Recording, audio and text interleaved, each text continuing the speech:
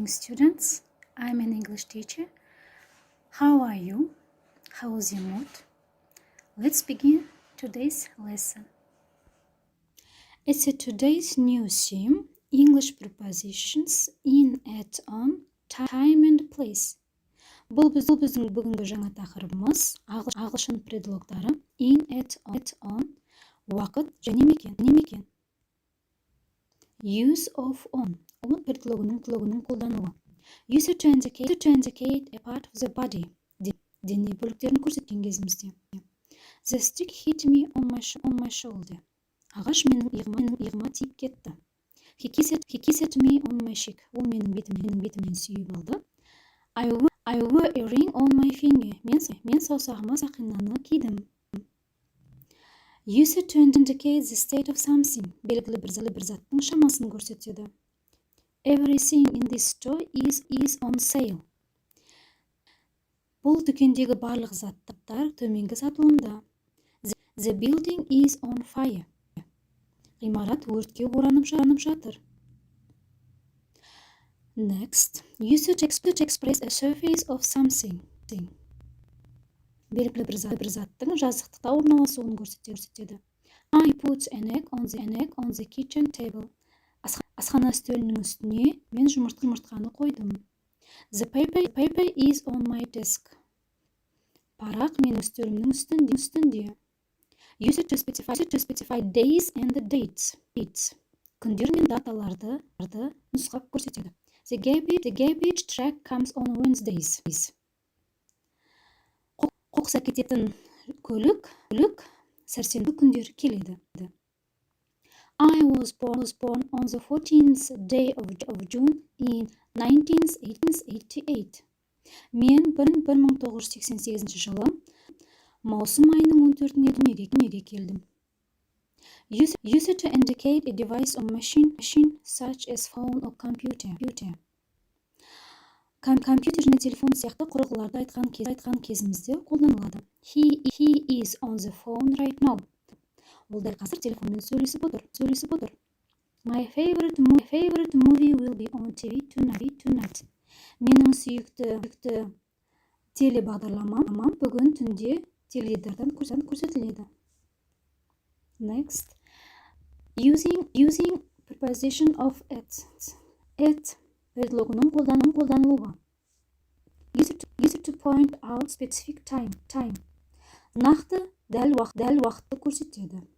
I will meet you at 12 p.m.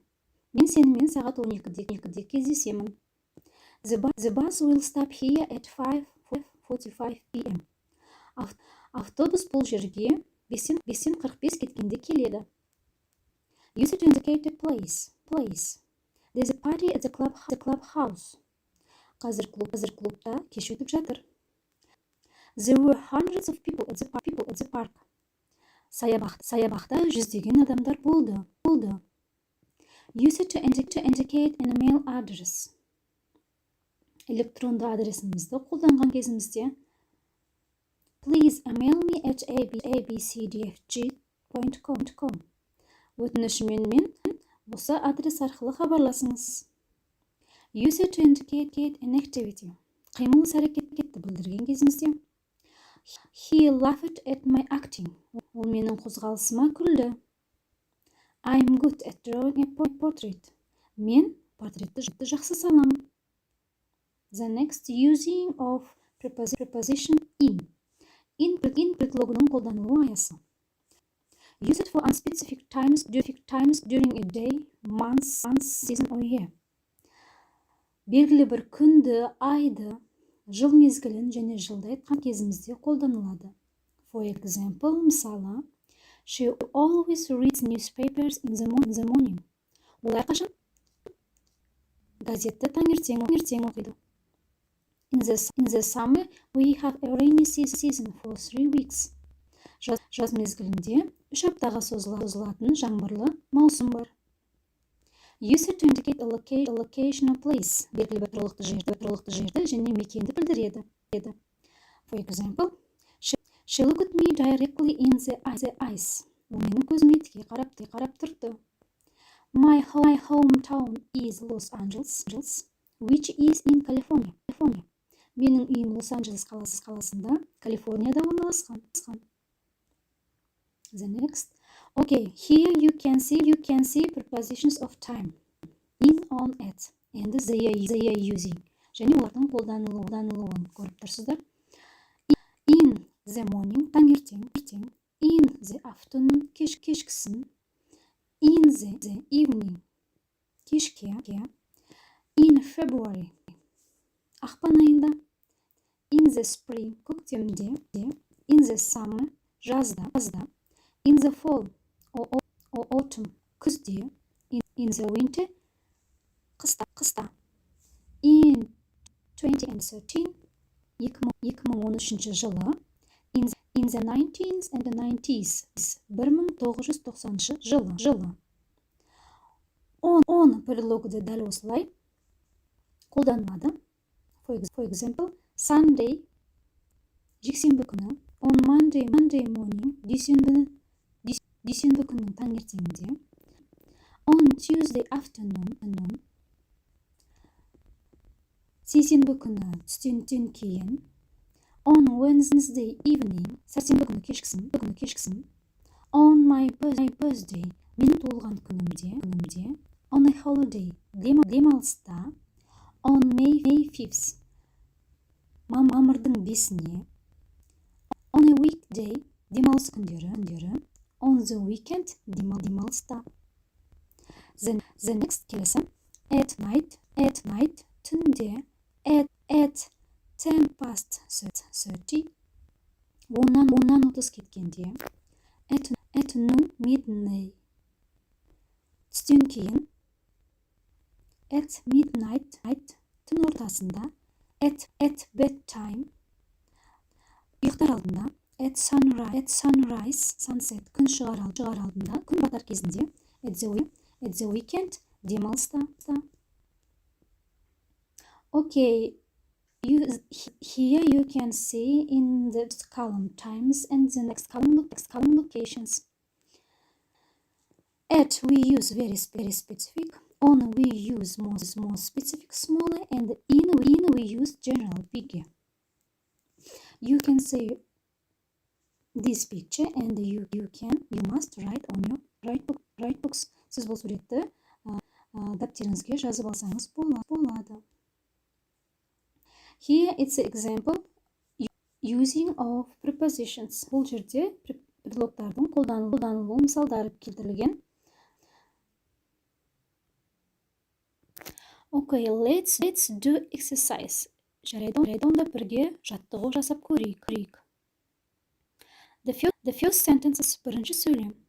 My brother has a new job. Менің інімнің жаңа жұмысы бар. He works in the evening. Ол кешкісін жұмыс істейді. We are going to have a picnic on Saturday afternoon. Would you like to come? Біз сенбі күні түстен кейін пикникке шығамыз. Сен бізбен бірге баруды қалайсың ба? The third, үшіншісі. I'll be finished my work at an hour. Then I can go home. Мен жұмысымды 1 сағаттарда аяқтап қалармын. Содан кейін мен үйге барсам болады. The fourth, төртінші. When is the meeting? Is it at 2 o'clock?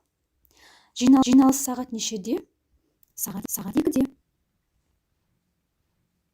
The fifth, бесінші.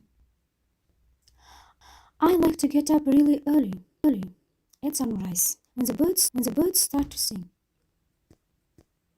Мен шынымен де ерте тұрғанды жақсы көремін.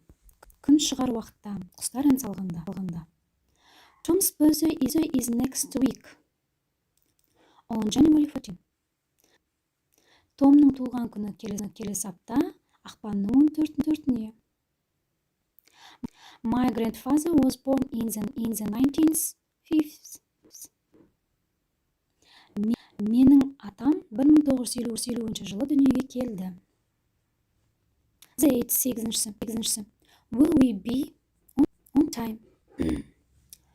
Or will be miss our flight? Біз уақытында жетіп бара аламыз ба? Әлде ұшақтан қалып қоямыз ба? Бұл сұраулы сөйлем екен. The next. My family and I like to ski in winter. Мен және менің отбасым қыста шаңғы тепкенді ұнатамыз. The 10th. 10-шысы. Are there any holidays in October? Қазан айында демалыс күндер бар ма? Our school cafeteria opens for lunch at noon. Біздің мектептегі асхана түсте ашылады. What time does your son go to bed at night? Сенің ұлың нешеде ұйықтайды? The next. We moved to this city in 2012. Біз бұл қалаға 2012 жылы көшіп келдік. Are you going to do anything special on your birthday? Сен өзіңнің туылған күн кешіңе ұйымдастырасың ба? I'm not going to watch that TV show. It starts at midnight.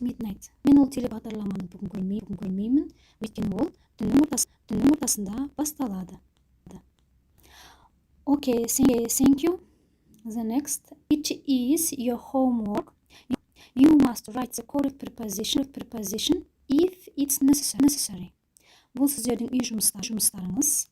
Бұл жерге сіздер предлогтарды, яғни in, at, on предлогтарын ережеге сәйкес бірінші және екінші жаттығуда қойып шығамыз. That's all. The lesson is over. Goodbye. See you next week. I wish you good mood and think only study. Осымен біздің сабақ аяқталды. Келесі апта көріскенше сіздерге жақсы көңіл күй тілеймін және тек қана сабақтарыңызды ойлаңыздар.